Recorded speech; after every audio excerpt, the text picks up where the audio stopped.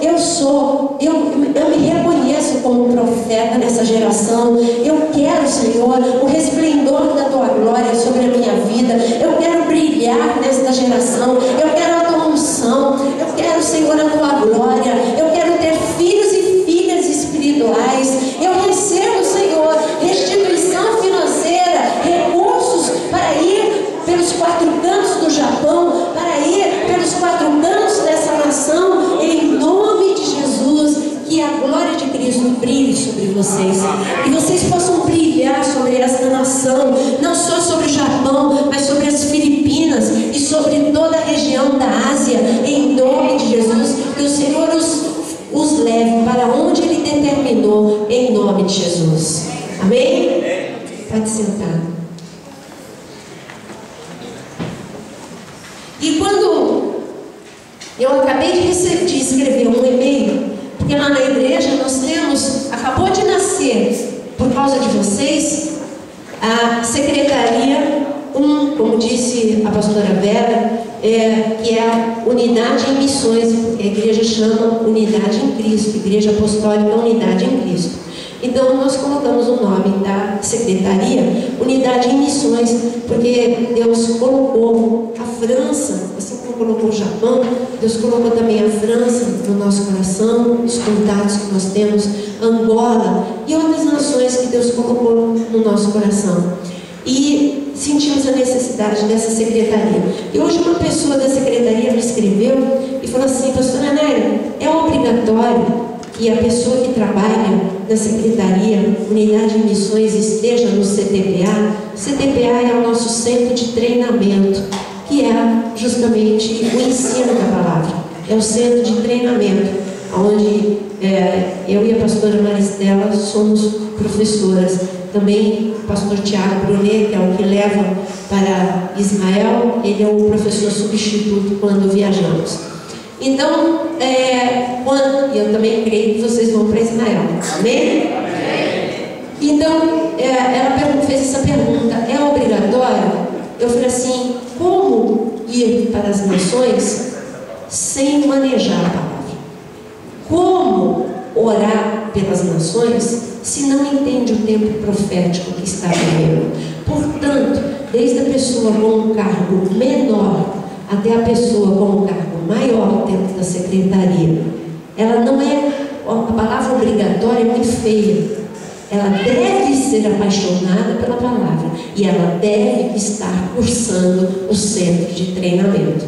Então foi uma pergunta já fora de contexto para mim, porque não deveria nem perguntar se é obrigatório.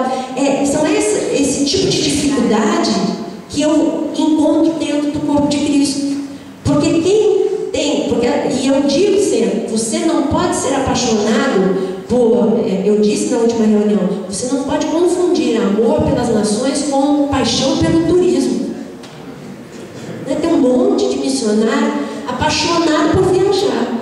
Ele quer conhecer outras nações e quer escrever no Facebook: ei, eu estou aqui. Entendeu? Mas ele tem que aprender que é muito mais do que isso. Aliás, isso está totalmente de fora, totalmente fora. Eu disse até, quando eu estava falando na reunião, que se fosse por turismo, eu sonho em conhecer, eu não conheço, eu sonho em conhecer a Suíça, e ainda não fui para a Suíça. E turismo são lugares que eu sonho. Eu amaria conhecer a Austrália, e não fui para a Austrália. Acabei de falar da Austrália para a pastora Vera. É um lugar que eu sempre tive vontade de conhecer, mas confessando de coração, eu nunca passou pela minha cabeça em vir para o Japão. Você está entendendo a diferença entre o turismo e um lugar para onde Deus te manda? Não, era um local que não é que eu não gostasse, mas não, sabe aqueles países que não passam pela tua cabeça? Não era da minha lista de ir visitar, não era a minha lista de vontade de conhecer, nem a China, nem o Japão. Eu gostava, achava legal, mas não era na minha lista. Então você tem que saber o que é paixão pelo turismo e o que é Deus te chamando para as nações. Aí já começa as missões. Mas vamos lá eu quero que você abra Mateus 24. Primeiro nós precisamos ouvir Jesus falando nos últimos dias.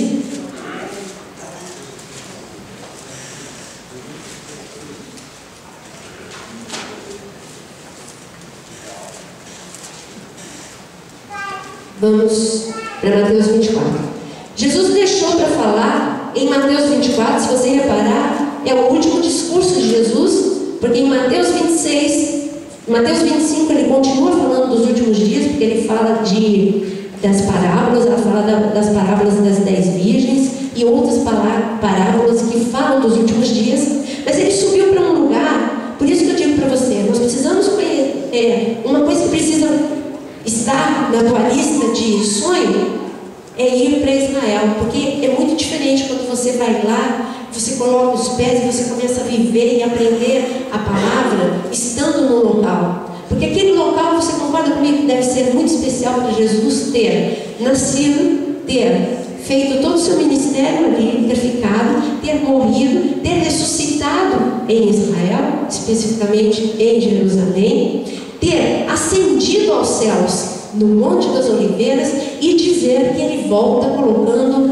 não os pés no Mont Blanc, não os pés no Everest, mas os pés no Monte das Oliveiras novamente. Então, algo especial tem ali, concorda comigo? Amém. Ele escolheu aquele local e disse que no milênio nós vamos ter que, mesmo que você esteja em outra nação no milênio, você vai ter que continuar indo para Israel. Então, coloque isso na tua lista de desejos, que Deus vai honrar a tua vontade, porque a vontade de Deus é que você vá, para que você conheça, para que você sinta a unção que tem naquele local e entenda melhor a palavra de Deus. Mas Jesus, para falar sobre os últimos dias, ele escolheu o mesmo local. Ele ama o Monte das Oliveiras. Por isso, quando eu coloco meus pés no Monte das Oliveiras, eu sinto um tremor no meu corpo, porque ali Jesus ama aquele local. Foi o local que ele escolheu para orar, foi o local que ele escolheu para ter intimidade com seus discípulos, é o local que ele escolheu para ascender, é o local que ele escolheu para descer novamente, e é o local que ele escolheu para falar dos últimos dias. E como estava chegando a hora dele ir para a cruz, ele foi até o Monte das Oliveiras, como está escrito em Mateus 24, se você ler logo no versículo 1. Tendo Jesus saído do templo, ia se retirando, quando se aproximaram dele os seus discípulos, para lhe mostrar as construções do templo. Ele, porém, lhes disse: não vedes tudo isso? Em verdade vos digo que não ficará aqui pedra sobre pedra que não seja derrubada. Versículo 3. No Monte das Oliveiras, achava-se Jesus assentado, quando se aproximaram dele os discípulos. Essa palavra que você vai ver comigo foi dada para os discípulos. Quem aqui é discípulo de Jesus? Então foi deixada para vocês. Só esse pouquinho que levantou a mão, só esse pouquinho. Quem aqui é discípulo de Jesus? Amém. Então essa palavra não foi deixada só para Pedro, Tiago e João e para os outros discípulos que ali estavam. Você é discípulo de Jesus, essa palavra foi deixada para os discípulos. E ali se aproximaram dele, os discípulos em particular, e lhe pediram: dize-nos quando sucederão essas coisas. Ele acabou de falar de que o templo seria destruído. E eles queriam saber quando o templo seria destruído. Mas Jesus fala de tudo. Ele até fala desse momento, mas é o que ele menos fala desse momento. Ele começa a falar de momentos muito importantes que nós viveríamos, que aqueles discípulos não viveriam. E ele diz: quando e que sinal haverá da tua vinda e da consumação do século? E ele lhes respondeu: vede que ninguém vos engana. Primeira coisa que Jesus nos avisa que haverá nos últimos dias. Qual foi a pergunta deles? O que acontecerá nos últimos dias? Resumindo a pergunta deles, qual foi o primeiro assunto que Jesus colocou em pauta que acontecerá nos últimos dias? Põe aí, primeira coisa, primeiro sinal: engano. Se você hoje for para a igreja do Brasil, o que você mais vê é engano. Engano de todo tipo. Você vê o sal grosso entrando dentro da igreja. Meu Deus.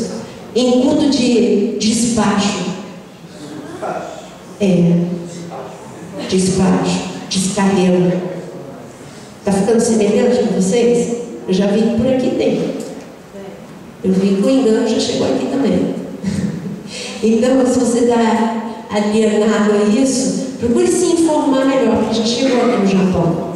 E assim tem o dia do descarrego, e assim tem a rosa que você compra, e tem outras coisas que o reino de Deus começou e virou comércio. Entre os enganos dentro do corpo de Cristo se levantou muitos falsos profetas, que vão para as igrejas, dão mensagens, eles são o show do dia, e a igreja fica toda encantada e entra o engano. Entre o engano que entrou na igreja, entrou a música da nova era para você relaxar, para você meditar. Entre o engano dos últimos dias, entrou quadros, e aqueles quadros têm poder para fazer alguma coisa. No nome de Jesus não, mas aquele quadro tem poder para influenciar alguma coisa dentro da tua casa. Estou falando alguma coisa muito estranha? Isso chegou lá no Brasil. Se não chegou aqui, então graças a Deus. Mas se chegou aqui, esses são os enganos que tem. Se você visitar Google, olha, e são coisas assim, ridículas, que ferem o coração de Deus. Pastores para chamar pessoas, e igrejas tradicionais, que essas coisas nunca entrariam nessas igrejas. E uma pessoa, uma ovelhinha, mandou para o meu Orkut, ela mandou assim: eu dou graças a Deus porque os meus pastores são pastores sérios. E tinha lá um vídeo para eu ver. Quando eu coloquei o vídeo, eu chamei o Jonas. A princípio eu ri muito, mas depois eu fiquei muito triste. O pastor, para chamar as pessoas para a igreja, o pastor entra num poço e faz a tal da campanha do tirando do poço. Mas aí o pastor entra no poço e ele começa a falar assim, é cômico, é muito cômico, não dá nem para te descrever. Aí um pastor fica lá no poço, o outro fica em cima, e ele fica falando: isso aqui é pesado, meu irmão, se você quer ter a tua vida melhor, se você quer sair do poço, vem aqui fazer a campanha, não sei o quê. Aí depois eu não sei o que aconteceu, porque o pastor era muito gordinho, eu não sei se foi difícil tirá-lo de lá, mas ele só ficava gritando assim, e aparece no YouTube: me tira daqui! E o outro pastor falando: meu irmão, vem para a campanha, e o outro gritando lá no poço: me tira daqui! Me tira daqui! A coisa é absurda. E assim, eu vou até citar, que você pode procurar lá no Google, é da Igreja Quadrangular. É triste, é cômico, mas é triste porque as pessoas não estão fazendo isso para que o povo tenha fé, nem para a palavra ser propagada. É para que a igreja fique lotada e tenha muito dízimo e oferta, porque a igreja ficou lotada, porque o povo está desesperado, cheio de problema, e quando ele vê uma campanha que tira do problema, ele vai nessa campanha, e aí todo mundo da outra igreja que não faz um tipo de campanha apelativa assim, aí as pessoas das outras igrejas vão tudo nessa igreja, deixam todo dízimo e oferta nessa igreja. O objetivo é esse. E se você reparar, uma vez eu estava numa instituição que o pastor, eu estava fazendo uma campanha com um objetivo, era despertamento, era avivamento, a campanha era de jejum, de oração, era uma coisa totalmente diferente. Aí eu falei assim, pedindo autorização para a minha autoridade: posso começar a campanha? Nunca vou esquecer, era dia 20 e tanto do mês. Ele falou: não, espera até o dia 1º. Eu falei: por quê? Porque o povo começa a receber. Gente, eu fiquei tão chocada que eu não fiz a campanha. E eu fiquei chocada porque ele era o meu líder. Eu não estou mais nessa instituição, é lógico.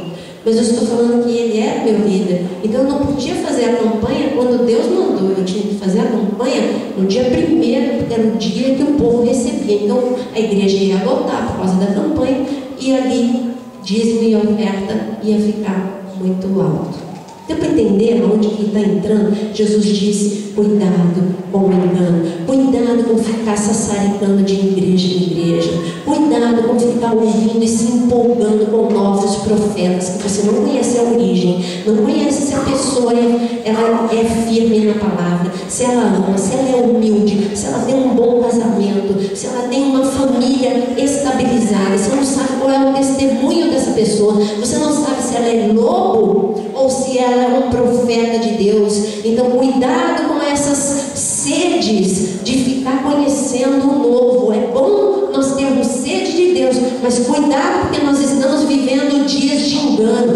Fique na zona segura. Zona segura é quando você conhece a pessoa, você sabe se é verdadeiramente um profeta correta de Deus ou não. Amém? Então Jesus continua dizendo, e Jesus diz para nós, cuidado para que ninguém vos engane. E ele diz o seguinte: e certamente ouvireis falar de guerras e rumores de guerra. Vede, não vos assusteis, porque é necessário assim acontecer, mas ainda não é o fim, porque se levantará nação contra nação, reino contra reino, haverá fome, terremoto em vários lugares. Porque tudo isso é o princípio das dores. Fala comigo, princípio das dores. Você não está mais no princípio das dores. Você está no final das dores. Jesus está falando que quando tivesse guerras, terremotos, fome, seria o princípio das dores. Por isso é que todo mundo diz, mas sempre teve fome, sempre teve terremoto e sempre teve guerras. E olha, já veio guerra violenta, Primeira Guerra Mundial, Segunda Guerra Mundial. E é isso que as pessoas dizem, sempre teve. E quem vivia o período da Segunda Guerra Mundial devia ter pensado, é agora que Jesus volta. É sempre isso que me questiono. Mas só que nunca as coisas aconteceram simultâneas. Terremotos, mas não os terremotos que todo mundo conhecia e que todo mundo conseguia lidar. Era catástrofe? Sim. Mas eram catástrofes que davam para o homem fazer alguma coisa contra essa catástrofe. Mas Deus está falando de um nível de terremoto como o que aconteceu aqui no Japão. Sempre que eu dava Apocalipse, sempre eu falava isso. Quando começarem os grandes terremotos que Jesus está avisando, que é o que indica o final das dores, como que é, e eu lembro que eu citei isso para vocês quando eu estava aqui. Falei sobre os grandes terremotos, falei para vocês sobre os supervulcões. Quem lembra que eu falei sobre os supervulcões? Eu falei para vocês do risco dos supervulcões, falei para vocês do risco dos super e grandes terremotos acompanhados de terríveis tsunamis. Eu lembro que eu falei isso para vocês. E eu estava falando de coisas simultâneas como as que aconteceram aqui no Japão. É um terrível terremoto que não acontecia há 80 anos, uma tsunami como não simultâneo ao terremoto, 3 tragédias em um momento. O desastre da usina, terremoto e tsunami. Ao mesmo tempo, enquanto está acontecendo isso aqui, você está vendo ao mesmo tempo grandes guerras na África. Que guerras? Contra os ditadores. As nações, a África está fervilhando. Enquanto o terremoto está acontecendo aqui, o mundo fica com um olho no Japão e o mundo fica com um olho na África. Porque a Líbia, porque a Síria e porque, enfim, todos aqueles países e todos na linha. Pega o teu mapa e vê, Egito, começou com o Egito. E começa a olhar, Egito, Líbia, Síria, começa a ver todos esses países em que está esse tumulto, todos na linha de Israel. Porque está escrito que nos últimos dias as nações se levantariam contra Israel. Eu quero ter até um tempo para falar com vocês sobre Ezequiel 38 e 39, que vai acontecer antes do arrebatamento. É uma guerra muito violenta contra Israel, em que América Latina, Estados Unidos não entra, Europa não entra. Está escrito ali quais são os países que vão entrar em Ezequiel 38 e 39. Sabe qual é um dos países que está escrito que vai entrar em guerra contra Israel? Líbia. Sabe qual é o outro país que vai entrar em guerra contra Israel? Egito. Está tudo escrito em Ezequiel 38 e 39. Então, ao mesmo tempo em que a Ásia está sendo sacudida por um terremoto como há tantos anos não tinha, um tsunami ao mesmo tempo e um acidente bem moderno, porque esse é um acidente moderno, um acidente de usina nuclear é algo muito moderno. Não havia quando Jesus falou, mas João já descrevia todo o desastre que qualquer acidente nuclear ou qualquer tipo de acidente dessa categoria atingiria a humanidade. Então a Bíblia é muito atual. Ao mesmo tempo que você está vendo isso, aí o olho da gente, nós não sabíamos para onde olhar. Se a gente olhava para o Japão, que a gente ficava acompanhando vocês dia após dia, hora após hora, segundo após segundo, acompanhando a África, porque o nosso amor por Israel exige que também a gente fique acompanhando o que está acontecendo na África, e de repente nossos olhos tiveram que se voltar para o nosso próprio país, onde uma pessoa influenciada pelo islamismo, coisa que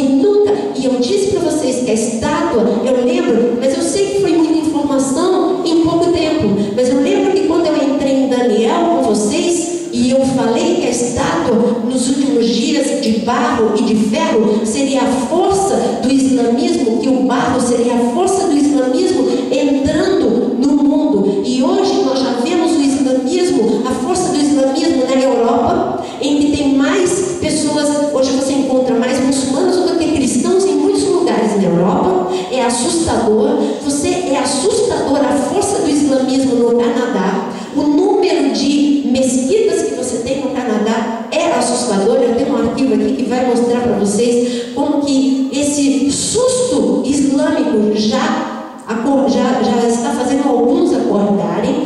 E o islamismo já entrou no Brasil. E com a influência do islamismo, um jovem que não tinha cabeça muito no lugar, que foi doutrinado na internet, entra num colégio em Realengo e faz aquele desastre com aqueles adolescentes que são assassinados, né? E só não teve mais assassinato, porque um garoto ferido saiu e encontrou um policial que corajosamente entrou naquele colégio, senão o número de mortes seria muito maior, porque aquele rapaz está com muita munição e tudo que estava na cabeça do rapaz era o islamismo. E isso a Bíblia já avisava. A estátua de Daniel, o pé da estátua de Daniel, nos últimos dias, seria o barro e o ferro. E o ferro é o domínio da Europa. Hoje você já vê o enfraquecimento dos Estados Unidos, o fortalecimento da Europa. Eu estou falando de finanças, eu estou falando de política. Você já vê o quanto que você viu presidentes tão inexpressíveis como os últimos presidentes dos Estados Unidos. E por causa dessa fraqueza desses presidentes, que já era, porque os Estados Unidos têm o seu dinheiro, Deus abençoe, God bless. Mas, e aí? Mas o Evangelho foi tirado da escola. Na escola tinha o Evangelho foi tirado da escola. Hoje as igrejas estão mais frias do que qualquer coisa.